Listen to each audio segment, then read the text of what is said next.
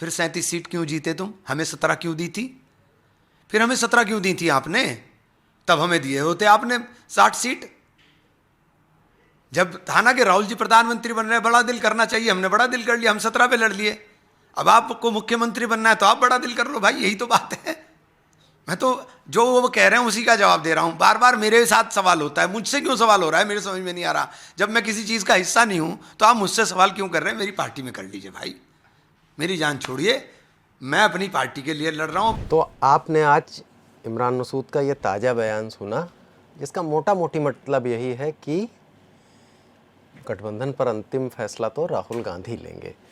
कल जो उनका बयान था, बल्कि लगातार 2 दिन से उनका बयान था, उस पर वो समाजवादी पार्टी पर बहुत ज़्यादा हमलावर थे और कह रहे थे कि समाजवादी पार्टी को बोलता हुआ मुसलमान नेता पसंद नहीं आता है।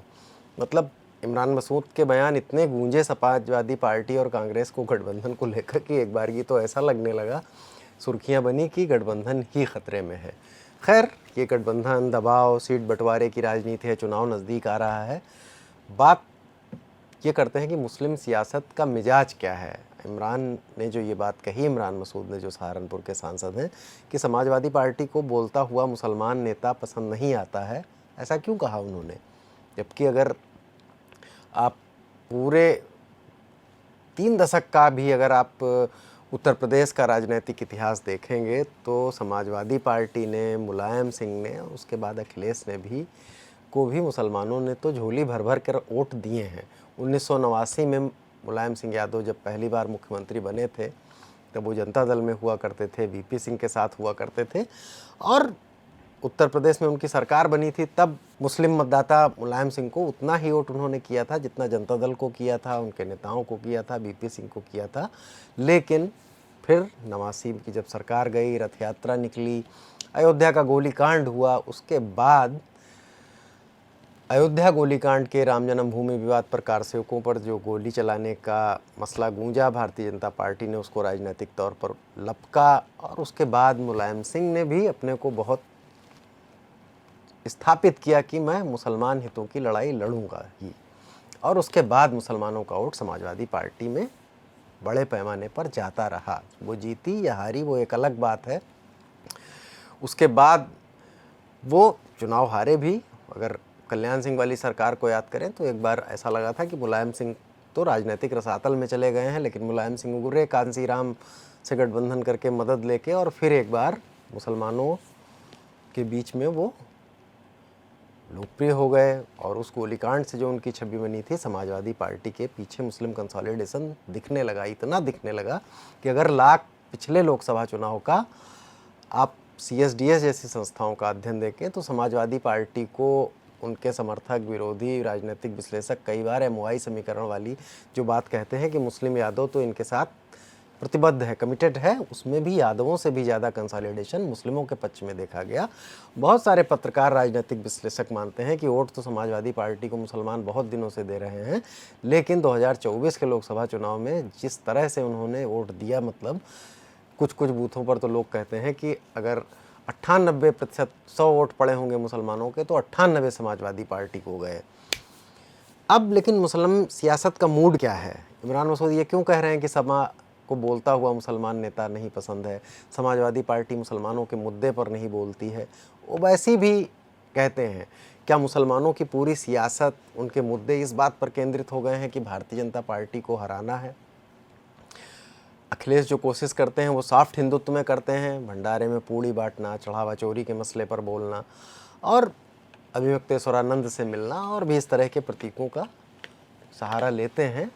लेना चाहिए, उनके पास पिछड़े वर्ग का भी वोट है, यादवों का वोट है, पिछड़ी जातियाँ उनको वोट करती हैं, उनकी अपनी आस्था, वो ये शायद इसके ज़रिए ये जताना चाहते हैं कि हम इन वर्गों के भी नेता हैं, लेकिन मुसलमान भी तो उनको बड़ी संख्या में वोट देते हैं। ओवैसी ये सवाल उठाते हैं, इमरान मसूद भी उठाते हैं कि मुसलमानों के मुद्दे नहीं उठा रहे हैं।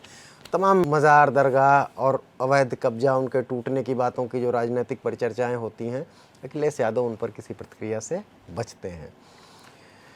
आजम खान के मसले को लेकर भी उन पर निशाने साधते रहते हैं। भारतीय जनता पार्टी के कुछ ऑफ द रिकॉर्ड लोग चर्चा करते हैं कि आजम खान को जो सियासी तरीके से जो उनको ख़त्म किया गया है, वो उनका नुकसान पहुंचा, अखिलेश यादव ने कभी उसको बहुत मुद्दा नहीं बनाया। उनके शब्द ये थे कि आजम खान का इलाज किन लोगों ने किया ये मैं बता दूंगा, तो छोड़िए मेरा मुंह मत खुलवाइए, ऐसी जैसी बात कही थी। तो अब ये जो समाजवादी पार्टी और मुसलमानों के बीच का जो रिश्ता है, अगर बहुजन समाज पार्टी की एक सरकार को छोड़ दिया जाए जिसमें कुछ हद तक मुसलमान वोट बीएसपी के मुसलमान कैंडिडेट्स के लिए भी गया था, तो समाजवादी पार्टी पिछले 30 साल से तो ये वोट ले ही रही है मुसलमानों का। तो क्या वो मुसलमानों के मुद्दे पर इतना मुखर है? क्या वो वाकई ऐसा बोलता हुआ मुसलमान नेता नहीं चाहती है जैसे कि इमरान मसूद बोलते हैं? मौजूदा राजनीतिक परिस्थितियों का ये असर है या फिर ऐसा शुरू से ही? लेकिन अगर कहने वाले ये कह सकते हैं, आजम खान कितने ताकतवर मंत्री हुआ करते थे अखिलेश की सरकार में भी, मुलायम की सरकार में भी, और मुख्यमंत्री के बाद अगर अधिकारी ब्यूरोक्रेसी किसी से इतना दबती थी तो वो आजम खान ही हुआ करते थे। लेकिन ये बात भी सही है कि आजम खान के मसले को कम से कम पार्टी के फोरम पर क्या उस तरह से लड़ा गया। जो भी कानूनी दांव पेच थे, सियासी थे, एक सियासत होती है, वो समाजवादी पार्टी की तरफ से नहीं की गई।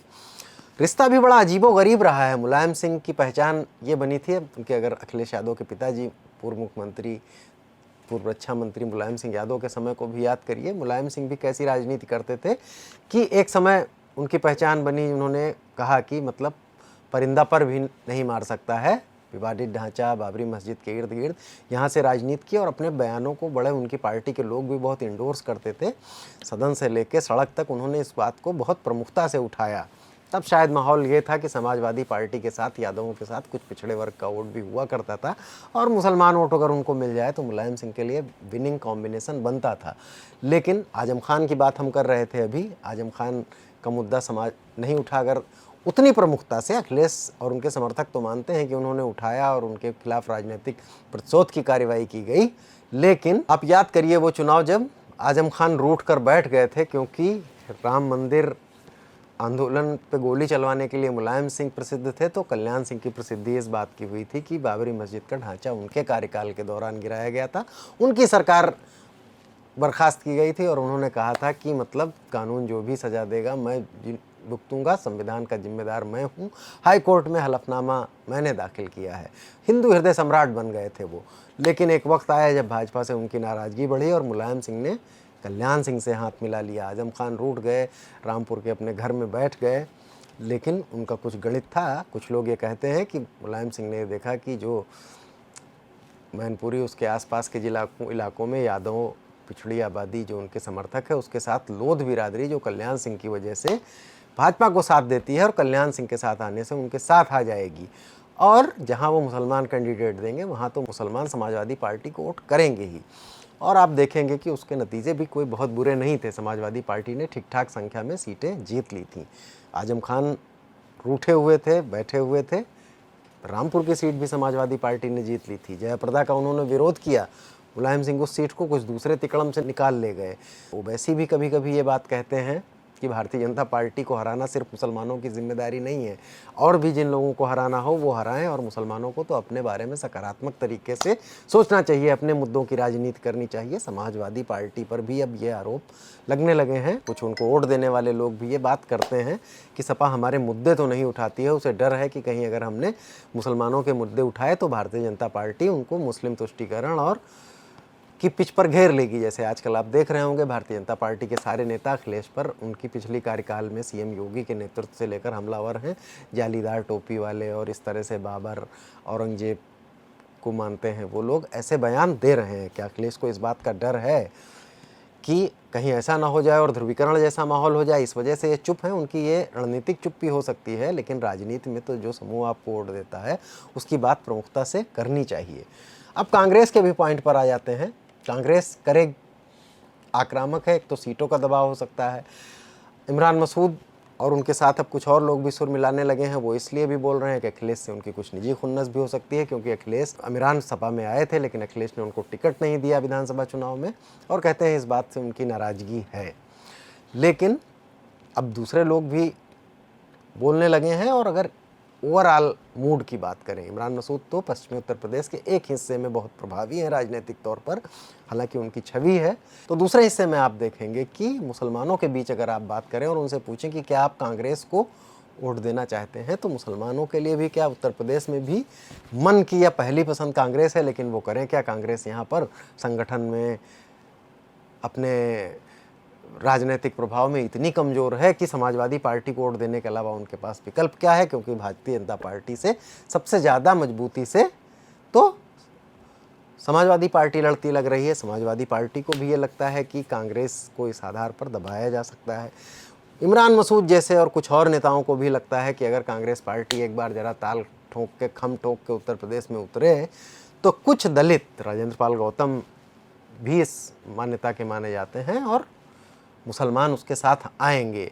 इस चुनाव में थोड़ा कम, अगले चुनाव में थोड़ा ज़्यादा, और पार्टी कम से कम दलित मुसलमान के साथ अपनी प्रदेश में पैठ बनाएगी और फिर वोट जोड़ेगा और पार्टी खड़ी होगी।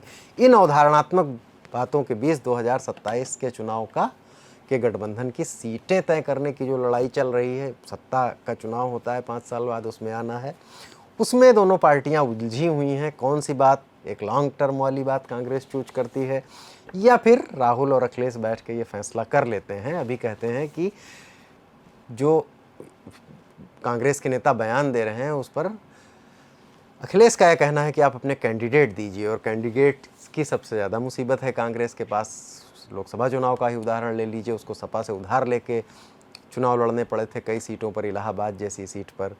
तो कांग्रेस कैंडिडेट देने के बजाय सीटें चाहती है, और ये भी चाह रही है कि जो उसे बार बार कमज़ोर सीटें दे दी जाती हैं वो भी ना दी जाएं। लेकिन कांग्रेस उत्तर प्रदेश में एकाएक अभी कहाँ लड़ती हुई दिखती है, और अभी तो 6 महीने 7 महीने बाद चुनाव की धुंधुभी बच जाएगी, तब तक कहाँ लड़ती दिखेगी। और अखिलेश के लिए तो ये चुनाव करो या मरो वाला है, वो पूरी तैयारी कर रहे हैं। ऐसे में मुस्लिम सियासत भी उलझी हुई है। तो ओवैसी जो ये कहते हैं कि भारतीय जनता पार्टी को हराना सिर्फ मुसलमानों की जिम्मेदारी नहीं है, वो भी एक फैक्टर है, लेकिन क्या मुसलमान इस ओवैसी वाली अवधारणा पर भी सोच सकते हैं और अलग अलग इलाकों में अलग अलग पार्टियों के लिए जा सकते हैं, अपने कैंडिडेट्स को जिता सकते हैं, अपना प्रतिनिधित्व बढ़ा सकते हैं? ये भी सवाल उठता है कि ये रिप्रेजेंटेशन कम करती जा रही हैं लगातार पार्टियां, ध्रुवीकरण की राजनीति जैसे जैसे बढ़ी है। और भारतीय जनता पार्टी ने तो खैर घोषित ही कर रखा है, सपा जैसी पार्टियां भी बना रही हैं, और वो स्थिति मुसलमानों के यादवों के साथ भी हो गई है। लेकिन अगर मुस्लिम सियासत पर टिके रहें तो उसमें एक पसोपेश तो है। अगर इस चुनाव में वो थोड़ी बहुत दिखेगी, धीरे धीरे उसमें कुछ बदलाव भी आ सकते हैं। बहुजन समाज पार्टी भी मुस्लिम कद्दावरों को ढूंढ के टिकट देने की कोशिश कर रही है। तो अब कुल मिला के मुस्लिम मतदाता का मूड किस तरफ बैठेगा, ये देखने वाली बात होगी। उसके चुनाव में वो कितना बदलेगा, ये नतीजे बताएंगे 2027 के। इसमें हो सकता है ज़्यादातर उस पार्टी की तरफ चला जाए वोट जो भाजपा को हराने उससे लड़ती हुई दिखे, लेकिन मुस्लिम सियासत में, मुस्लिमों के मुद्दों में एक रसायन तो बदल रहा है। तो अनुराग अड्डा में आज यहीं तक। देखते रहिए बोले भारत। चैनल को सब्सक्राइब कीजिए, अपनी राय से अवगत कराइए। आपकी राय हमारे लिए महत्वपूर्ण है। नमस्कार, धन्यवाद।